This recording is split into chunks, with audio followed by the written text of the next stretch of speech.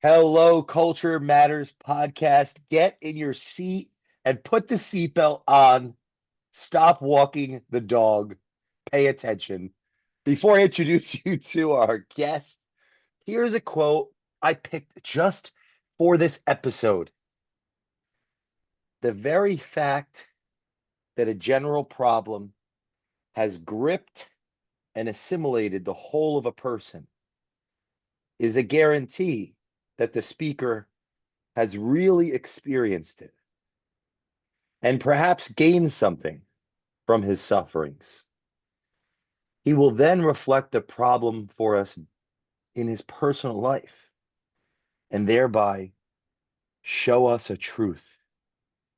Carl Jung, our guest today, is a special friend of the Culture Matters podcast. He's been participating since season 12, episode 143, Obstacles into Opportunities. Season 23, episode 274, and season 31, episode 369.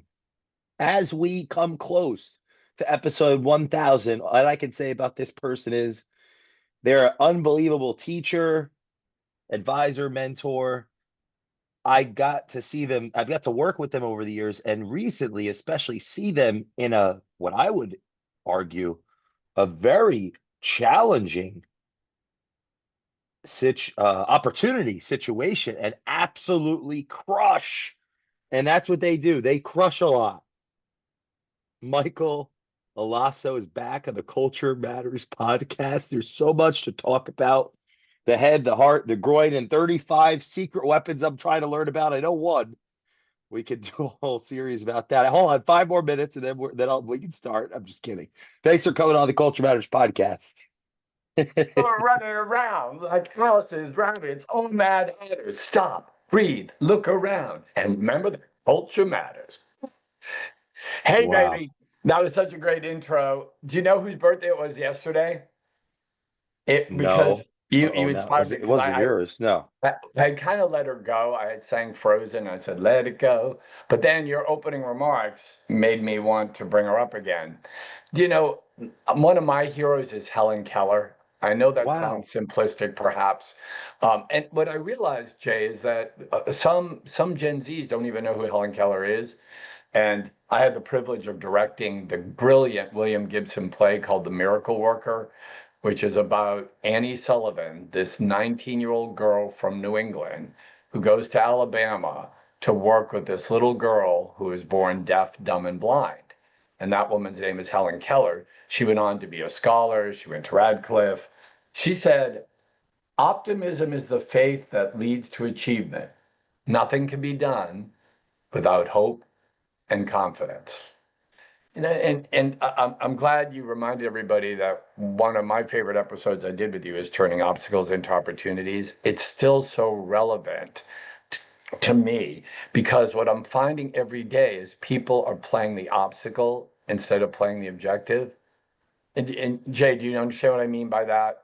It's kind of theater talk. I So, want to unpack it. I love this. I well, think my I know, but I objective. don't want to assume.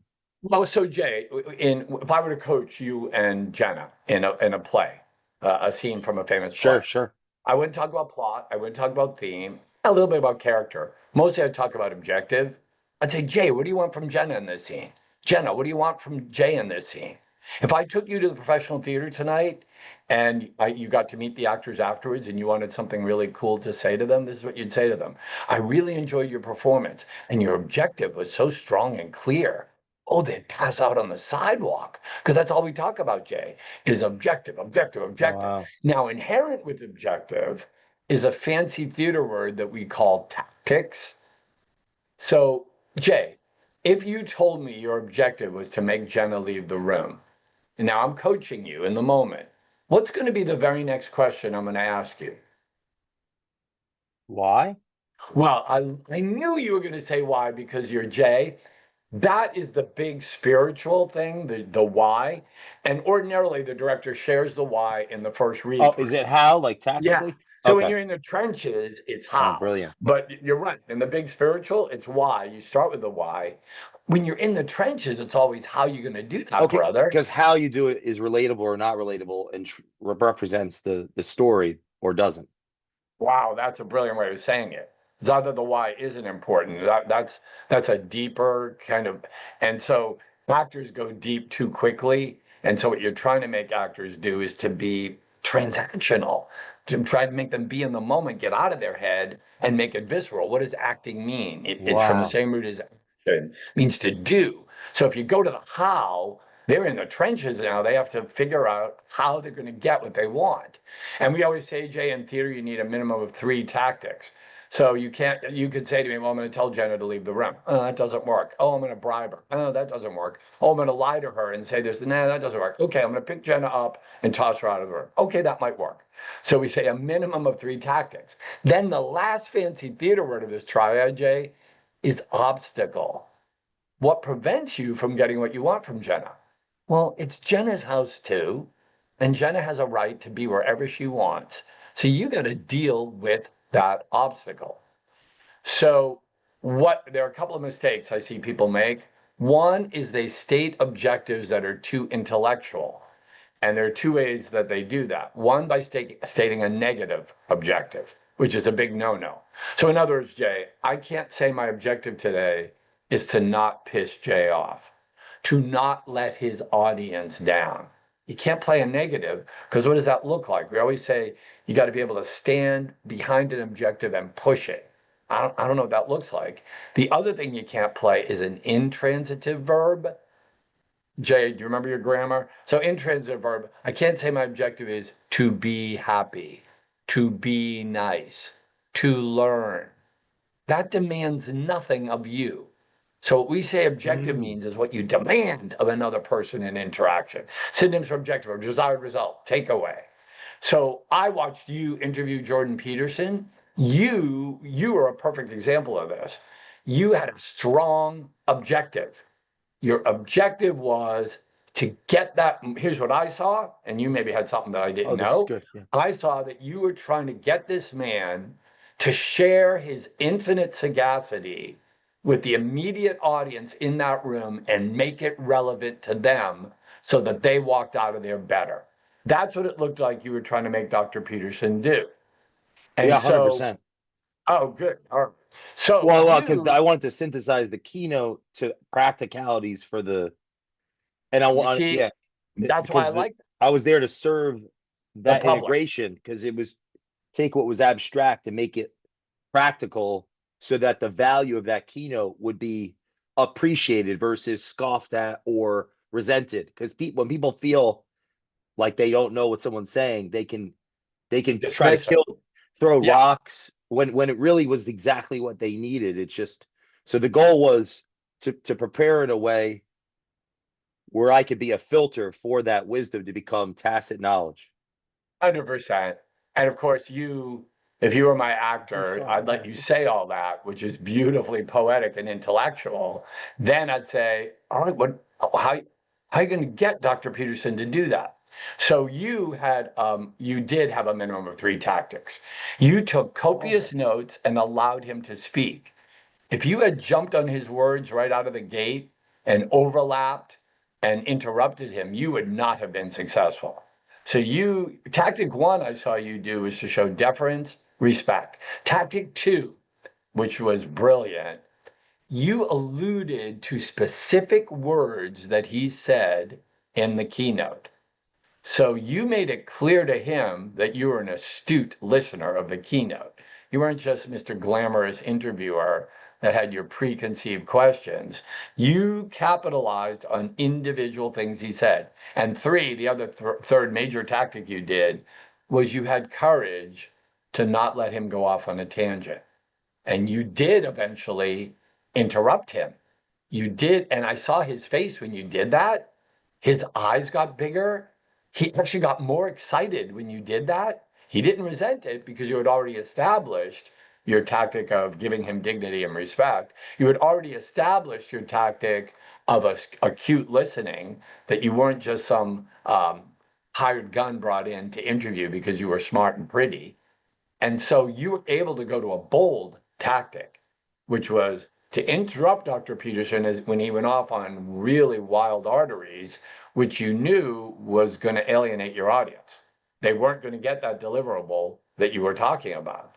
And so you reined him in. So I would say one of your tactics was the lasso, the lariat, and you made him better. So your obstacles, you have the way I saw it, you have three obstacles. We all have three obstacles. One was the environment. Like that audience was very selective about when they were going to be noisy, when they were going to pay attention, when they were going to talk. They talk through things. They'd get up and leave. Sometimes they'd be enraptured. So you had an audience with a short attention span. So obstacle one is always the other people. And Dr. Peterson himself was an obstacle. His incredible intellect, where he doesn't think the way a normal person thinks. So his brain is going off in these directions. That's an obstacle. Obstacle two, so it's just blended two. One is the environment. You have a time limit, you have an audience that's watching. Two, the other person, Dr. Peterson. What are his problems? But the third obstacle is Jay. What was your baggage that you brought that day? So you, like I watched you, you have this incredible enthusiasm where you wanted him to shine so much. He was like, it looked like he was your little boy at the school play, and you just really wanted him to shine. And that enthusiasm of yours was an obstacle for you. You had to rein it in. You couldn't let it just bubble over. It would have been a silly, you would have looked like a fanboy, and you and he would have been off on some intellectual island that would have alienated the whole audience. So you had to deal with J obstacles, which is your immense intelligence. Like you're like a Dr. Peterson yourself. You could have gone off on several islands, and the rest of us would have been there saying, what are they talking about? Like, I'm not sure this relates to me. Maybe I do need to go to the bathroom now. Maybe I do need another free Coca-Cola. It was, so there's the triad. And what's happening in America right now that I'm seeing is people play the obstacles instead of playing the objectives. So a weaker interviewer would have said, oh, I don't want to interrupt Dr. Peterson. That would be rude.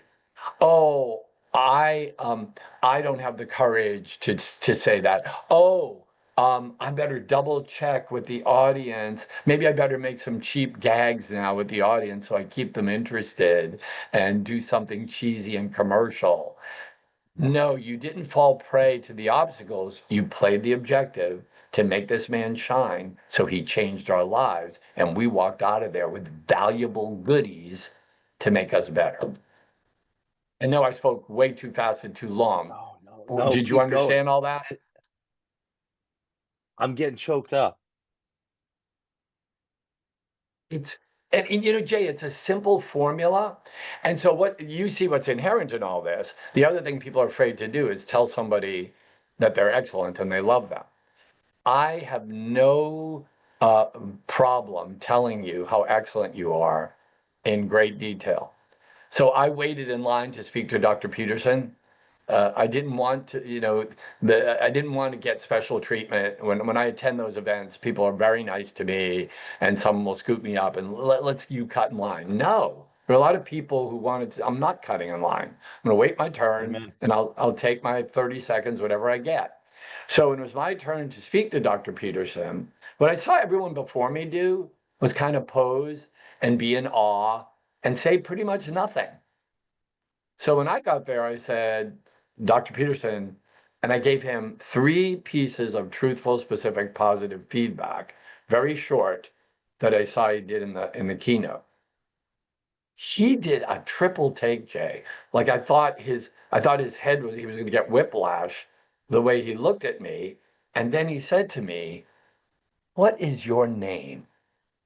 And I told him, and he said, thank you very much.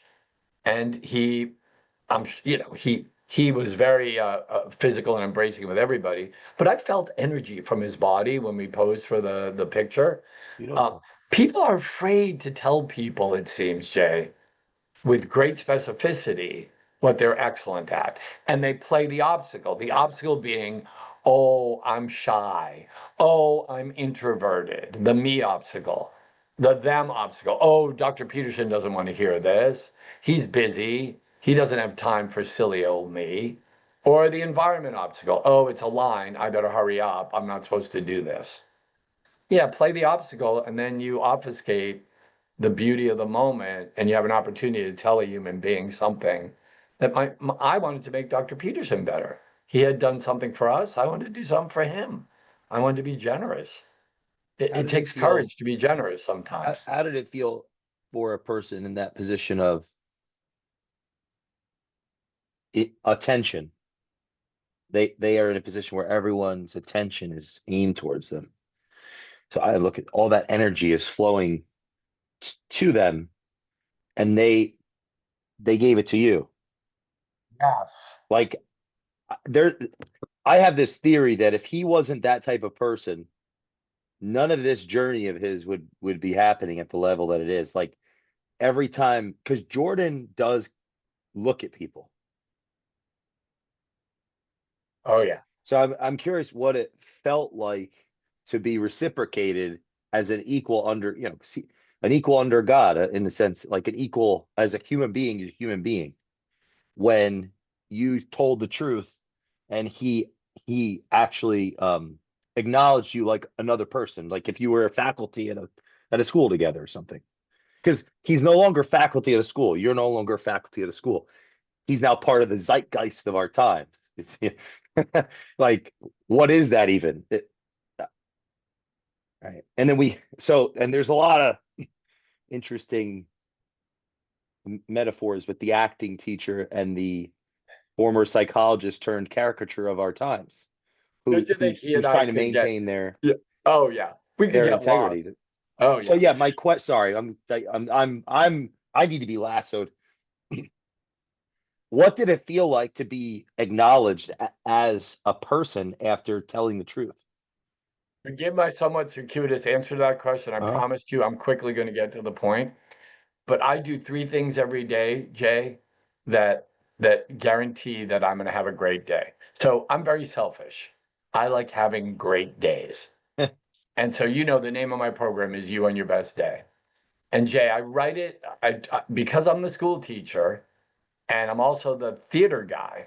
I know that people are going to be suspicious of me and think I'm going to be theatrical and therefore in their head fake.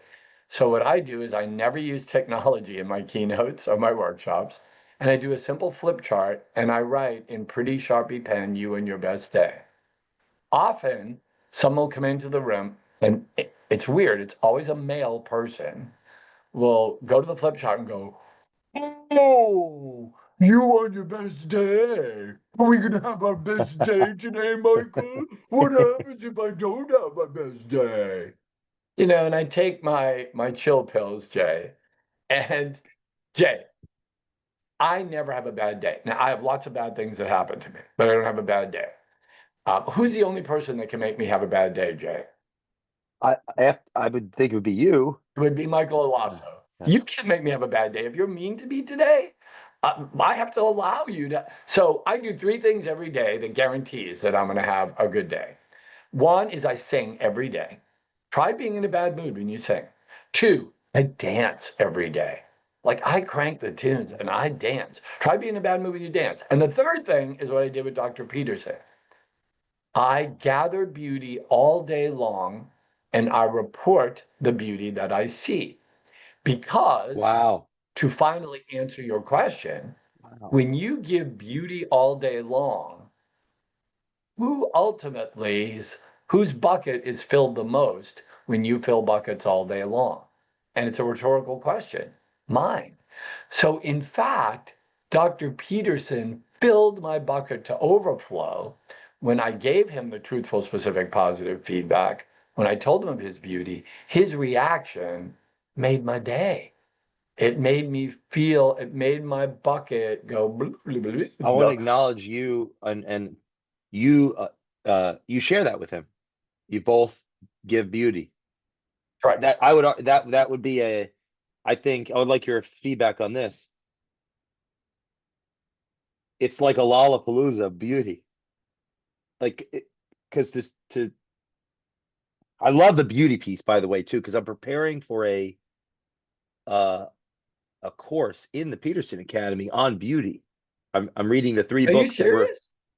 Yeah, Wow. I'm in that academy. I've been taking the courses, Yeah. because I Well, really don't have much going on. I just well, no, yeah, it's been an exciting. But I last night, this is a powerful for me. I'm reading a book on saving beauty last night by an author. I don't know how to pronounce his name, but philosopher. And yeah, and you're saying beauty, and I'm learning through this course, the course prep, that beauty is not what we might think it is from a consumeristic or that like aesthetic. It's something so much deeper. And I just want to acknowledge you and make sure the audience pays attention to this piece is like, um, your daily ritual and how you acknowledge this teacher, and how they it related back to you. Man, that's the type of stuff that could change the world. And it's a yeah. big part of his message, I believe, in the beginning of the keynote. This is where my question lies in this, because that was more of an knowledge. The beauty, we could explore that too, but going back to obstacles and objectives, right? Yes, sir. Objective, obstacle.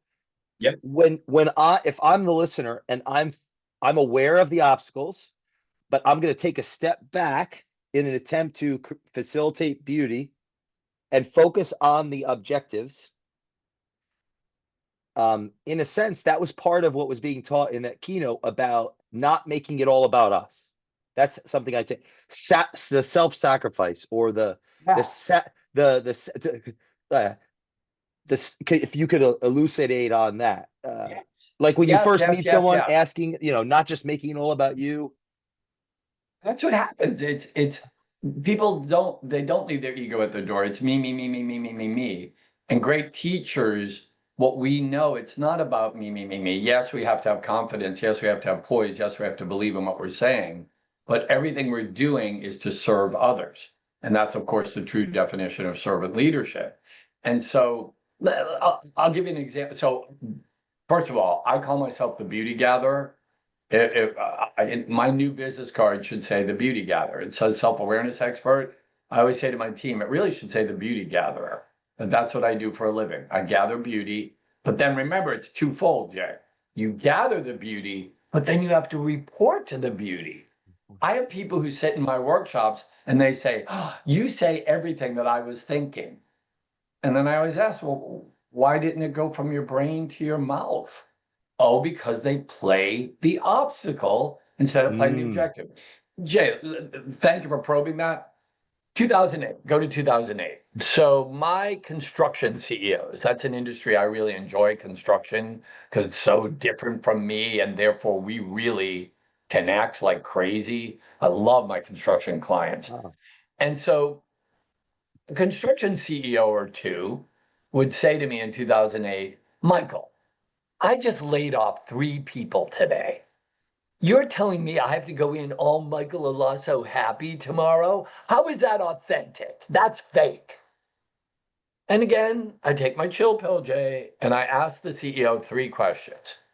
Is your authentic objective tomorrow to make the people left standing mourn the people you just laid off? Oh, no, no, no, no.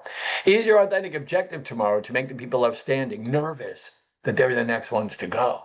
No, no, no, no. Mm. Or is your authentic objective tomorrow to make the people left standing do the same amount of work they've always done, if not more, for the same amount of money, if not less, so that you can get your company out of this thing and start putting food on people's tables?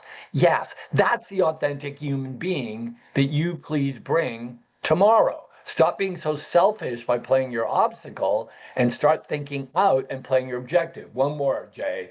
I just cast you, Jenna, in a play. And today's the first read through. And your character, you in scene 1, it says Jay crosses the room drunk, approaching Jenna. And so I probably have given you this example before, Jay, and I apologize if it's redundant. So you come and you go, How are you? And I go, look, Jay, what the heck are you doing? That is so fake. And you say, well, Michael, it says that I'm drunk. Jay, when you're drunk, what is usually your objective? What are you usually trying to get people to think?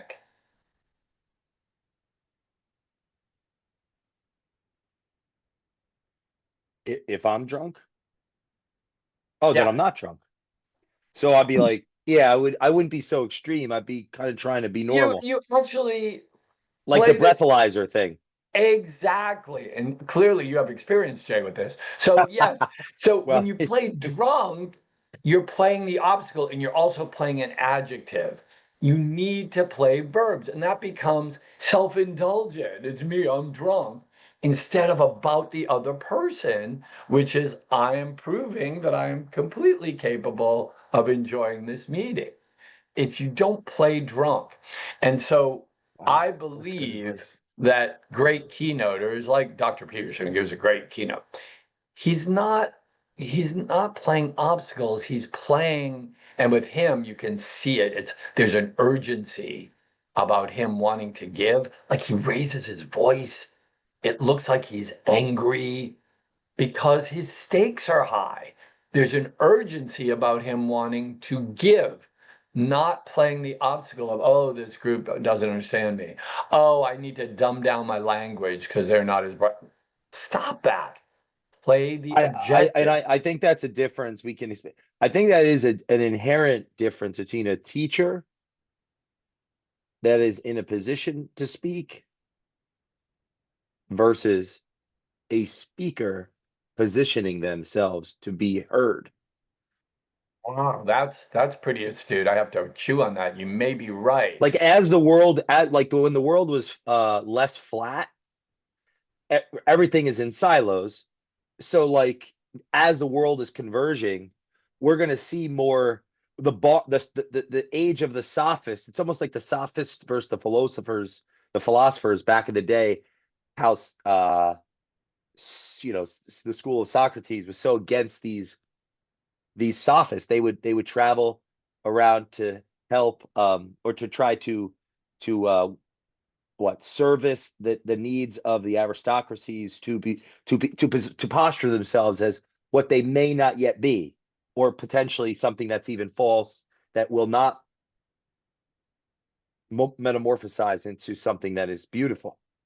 The Yeah. philosophers, rather than selling truth, the philosophers are pursuing it. So in this sense, we have a convergence of we have some sophists on the stage from the old guard, the old the traditional walk, and we have some teachers on the stage, and as this is more of a my own philosophical stance, speculative stance, as these social platforms are giving us this opportunity to have this conversation. For example, there's a convergence between the traditional self-help and the institution as they're kind of like merging together. So it's like it's hard to, I guess the more succinct way to put it, it's hard to compete against a teacher who's been a student for a really, really, really long time. Like, look at your career. You said this on the first episode. I was just re-listening to our first three episodes this morning, and all great, especially at 2x. By the way, I really like it. We're good fast. Um, and you had said this is important for the audience because there's so much that's not being said in this show that I think is wisdom. You focused on your teaching, you focused on your students, and you focused on that for years. And you did such a good job. What in one of your in a play setting, asking for like call to action, that Sir. opportunity came to you. Yes, sir. So your example, your leadership, your embodiment of what you're teaching us today, the objectives led to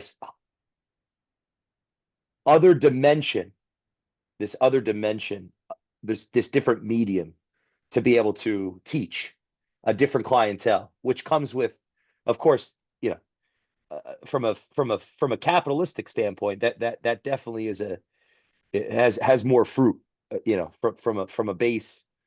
So I think what a testament. Where was I going with this? The doctor, the clinical psychologist who's become this, 10 million people on Instagram following them, world tours. What does that say about our world today? The desire for students to learn, the desire to learn. So to your point, you said something that I believe so deeply that led to this. When you said he's not lowering he's not lowering himself to the audience. He believes implicitly that the audience can can come to his level if they desire. Yes.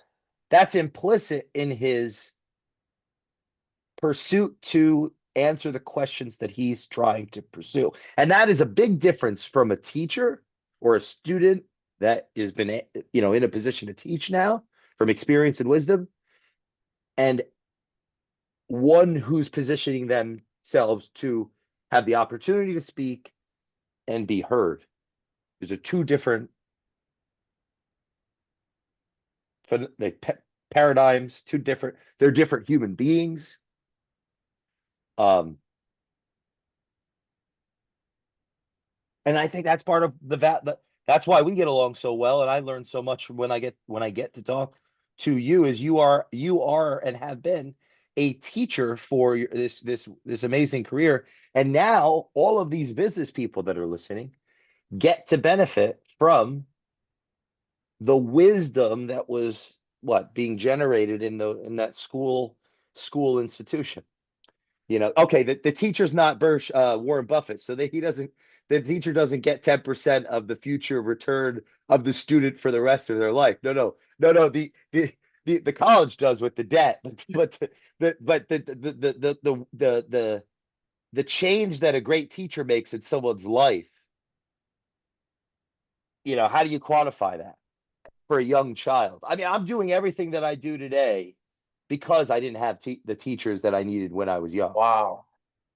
You've never expressed that, what you just said to me, and it's really a big aha for me about those two zones of kinds of keynotes, the teacher versus the expert of knowledge. And I totally bought what you said. And here's what because you talked about the desire for the student to learn, that the teacher speaker has a passionate desire for the student to learn. So two things can be said for that. One is that I am most attracted, Jay, to people who live on the 50-yard line of confidence and humility. You're an example of that, by the way. That's why I like you so much, because you live on the 50-yard line of confidence and humility. To be specific, people, I believe, tend to go one zone or the other. That I'm going to be super confident. Oh, I'm going to be completely humble. What I think you just made me process is that teachers, by our very nature, have to live on the 50-yard line of confidence and humility. We have to be confident in what we're teaching, or else how audacious of us to take minds in our hands in front of those people and not believe we have something special to offer. That would be unethical. However, if we're arrogant and we believe and we don't take into consideration that actually we're serving people, we're servants, we're like maids, butlers, floor washers, we are serving that population. And I do think the best teachers understand that. Weak teachers go overboard in the confidence and they're far away from the 50-yard line. Excellent teachers, I believe, live right on the 50-yard line of confidence and humility. Now, what's inherent with that, because you said desire for student to learn, and then you talked about my history a little bit. So what I said when I finally got to the end of the line to speak to Dr. Peterson, one of the things I said to him was what really made me love his keynote was how high his stakes were. That his stakes were so bloody high. And what we say in theater, so Jay, again, go back to you and Jen in the scene. If I don't think you're putting your heart and soul into it, I'll say, hey, Jay, heighten your stakes. That 3-word sentence is something I've said to weaker actors many times, or not even necessarily weaker actors, someone who's having a bad day, or someone who's trying to Mm, underplay the scene under the guise of believability. I'll be understated. No, heighten your stakes. So, for example, you and I make this podcast like it's the most important thing on God's earth right now, because it is. And, and now, when we leave, your next podcast will be your most important podcast on God's earth. And when I walk Teddy, the new puppy, that will be the most important thing on God's earth that I will do. People who raise the should stakes, be. it should be. 3 things happen, Jay, when you raise the stakes. What you just pointed out to me is excellence. If you think and you start out saying this is going to be the best podcast I ever gave, there's a pretty good mathematical chance that if you're a good, able, bright person, that it's going to be. 2, repeat business. So that's what happened to me. I was like so dedicated to high school teaching. Well, one of those kids all had parents, and my rehearsal room door was always open when I directed a play. One of the parents watching a rehearsal one day turned out to be the corporate shrink of a major utility company in New England and the UK. And I probably Wow. told you this story 100 times. This is like, I can't, this is what happens when you heighten the stakes. He called me and he said, you and he would get along so well, Jay. He called me and he said, Michael, I'm running out of things to do with my CEO. Could you take the same process that you use to coach my daughter Sabrina and her peers and translate that to my CEO? And Jay, you know how I have trouble with the no word. So I said, yeah, of course I can do that. I hung Love it. up, Jay, and then I looked up CEO in the dictionary. I didn't know what a CEO was. I was the drama What do you theater mean? guy. It's the chief excitement officer. Right. Oh, is that what it is? Okay. So I looked it up, and then Dude. Jay, you'll love this. They brought me in, and HR interviewed me on straight back chairs in this kind of sterile room for about 3 hours. At the end of the 3 hours, they not only gave me the CEO to coach, but the 9 Wow. VPs in line to be the next CEO. And the rest is Wow. history, all because of a high school drama rehearsal. So for your audience, here's the 4-letter word that great leaders, great speakers delete from their vocabulary. And that word is just. So Jay, I never said, oh, these are just high school kids. This is just a rehearsal. They're high school kids. This is a rehearsal. I don't Mm. say to Peggy, oh, I'm going up. I just have a keynote with Jay. I have a podcast with Jay. This is big stuff. And the third thing that happens when you heighten the stakes, Jay, is you sleep beautifully at night. You and your audience may not enjoy what I did today for you, but it wasn't because I didn't put my whole heart and soul into it. Now, I always Mm. have things that I want to improve, and I look at myself, but it's not going to keep me up tonight because I know I gave you every fiber of my being. And that's why heightening stakes, people want to fight me on that and say, oh, that's so exhausting. Can't do that for everything. Well, don't you love being exhausted after you've gathered beauty all day, reported the beauty, sent that forth? Isn't that a beautiful exhaustion? That our stay on this planet is so brief that we're making a difference? Yeah, I live for that. You do. I think Dr. Peterson does. Life is suffering. Um, but to survive is to find meaning in the suffering. Some Nietzsche. You find meaning in I find meaning in the all right with your that whatever mantra or what's even ineffable leads to the next show that I'm going to give my all to. Yes. That's where the meaning is. That's what gives me energy. That's it's like I get to see myself for a moment in each of those thrusts. It's like and I think that's it's unquantifiable. I I think I do need to say this because we've mentioned before we get off here. My counterpart, my significant other's name a couple times that the original draft. Okay, let's just get real for a second. The original 59 questions that I had prepared for the doctor, an email to my coach. Hey, I'm ready. 4 parts. There's 59 questions. The response.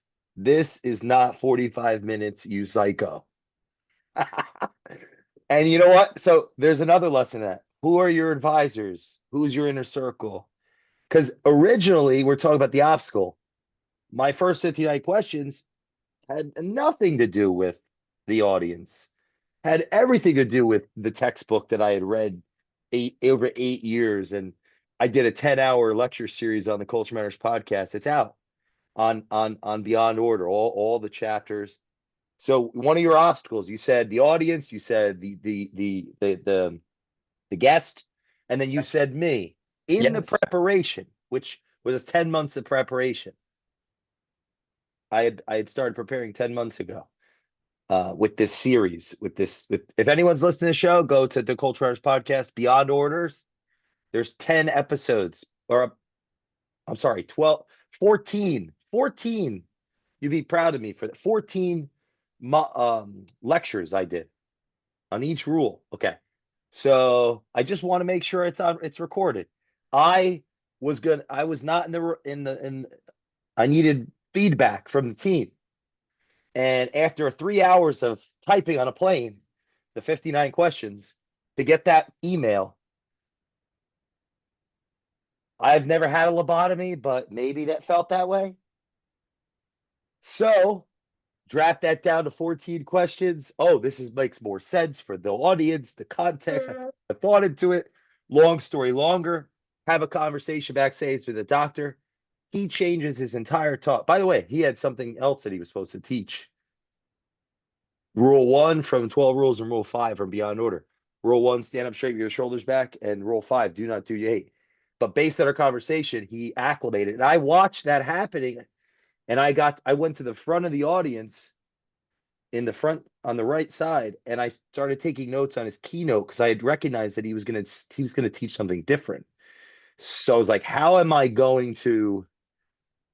So all that preparation, none of the content was used, but this is why it wasn't a waste of time. Who I became in the process has made my life more meaningful, and it helped me be there with somebody that I care about, that I wanted to shine as while being congruent with my responsibility to the audience, because that's who I have to serve based on who I actually serve. So I got a lot of questions after about, Jay, what'd you ask about culture? How'd you make it about, what'd you get from it? Well, that's not that's not the right thing to do. Paradoxically, what I did get from it was the opportunity of a relationship. So that's on me now. But I wanted to share that for full accountability. Is that who are your advisors? Who is your team? Like mentors like yourself, I've been getting feedback for the last 2 weeks about, or whatever, it's about 3 weeks about what was great, what could be improved. We'll have to do a show on all the things I messed up. If you don't mind watching again, we could do that. But I digress. I just want to make sure it's out there that definitely a fan, definitely a student, and it took a lot of preparation to to create value for all parties. And I think I have gotten so much value from it as a result of focusing on the objectives that you're talking about. But I would like to learn more about those objectives. So if you're willing to come back sooner than later, Always. we that is and of course, like I said, I only know one of the 35 and make everything you do like your life dependent on it. Yeah, I'd love to do a 35-part series on Well, you just gave credence to secret weapon number 15, which is sterling preparation blended with the utmost spontaneity. So you know my 3-word sentence, that's my motto for success, Jay, is what you just talked about. Structure, freeze, creativity. In theater, what we know, what musicians know, what great athletes know, is that the more structured you are, the more creative you are. So all that preparation that you did, that's why it's not in spite of the preparation you did. It's not instead of the preparation you did. It was because of that preparation you were able to pivot and be creative. That's why See, people do improv. well, I can expand on this thing. I've learned that to survive, Yeah, me like too. in my life, Oh, that 100%. I learned to prepare to survive, and it's led to thriving. But that's like a deep It's preparing deep. is what led me to Yes. it's like I didn't read that in a book. I I I just had to do it. Yeah. Well, it's you're so prepared for these podcasts, and that's why we can go off in any direction we want. We know what time it starts, we know what time it ends. We know what the general principles are. That structure and our life preparation as men, as partners, as leaders, as teachers prepares us for this moment to be completely creative. That's the power of it. So we all have to improvise, but why we're able to improvise is because of the structure. It's not because we're amoebas, it's because of the structure that we're able to improvise. And so, yeah, one of these we should just talk about, like, whose line is it anyway? Everyone loves that because people, oh, they just make it up. The structures involved with that are immense so that they can just make it up. It's I like I that love how you were at Wow. the end of the thing and then you open the door to like 3,000 more deep things that like are all individual podcasts practically. It's why I love the Culture Matters podcast and this medium in general. And I look at it as, the purpose of the show is to uncover the genius of our guest. And the goal is to make curiosity cool. So with that statement, what there's this is the open loop, but what do you want to say to the audience that has been less possible to say because of how much caffeine I drank this morning and how much I've been elucidating on all these exciting ideas? No, I want to keep going with one of my heroes, Helen Keller, to celebrate her birthday. She said, alone we can do so little, together we could do so much. Everything you have talked about today and synthesized and taken what I've said and incorporated it and jaded up, Duranded up, is exactly proving that point. A solo act is a solo act when it transcends the fourth wall and goes deep into the audience and it's a collaborative dialogue. That's when something special happens. And we all have to keep filling the toolbox so that every moment is that. Duets are far more interesting than solos. If you're listening to this episode, don't don't don't do anything today other than listen to episode 143, 274, and 369. Don't even think about it. I will hold it against you. If you're a fan of the show, you're letting me down. If you don't listen to episode 143, 271, and 369, if you care about me at all, share this with a friend that needs Allosso in his life. Follow Michael Allosso. You know where to find him. Bring him in your organization. Um, you will be inspired. And we'll see you next time on the Culture Matters podcast. Thank you, my friend. Thank you, brother.